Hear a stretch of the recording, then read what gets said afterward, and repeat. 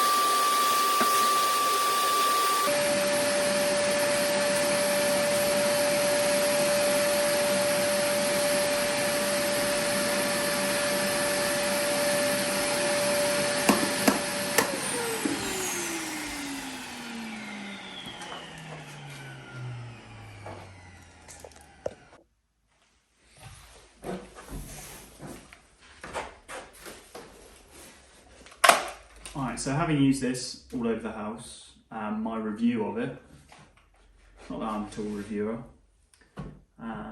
just hope the information helps someone else. It takes like 5-inch discs, 125mm. You can get generic shrouds, which will fit most angle grinders. This is only an 18-volt angle grinder.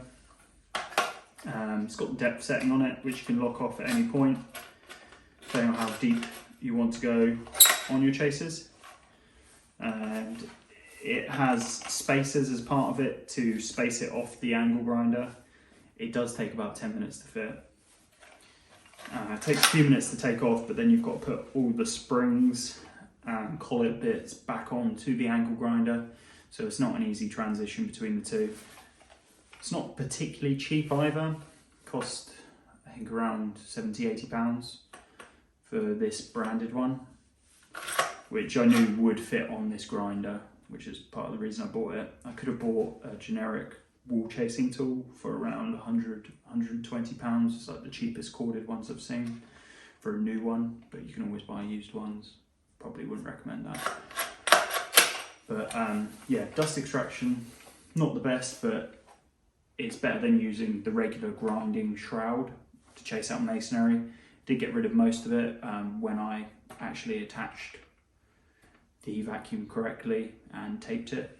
So it wasn't the worst. It had enough power, but the bricks in this old house are relatively soft, and it's mainly going for a plaster layer, but it allowed me to do really accurate chases, so I can then go back through and fill it with plaster quite easily. So not the worst tool, not the best, not the cheapest. It's sort of a middle ground where I don't have to get additional tools, like a wall chaser. But would I get it again? Probably not. I would, if it was a bit cheaper, maybe £30, I'd say it'd be worth it. But then the time aggro to reconnect this is my only angle grinder, isn't worth it in my opinion.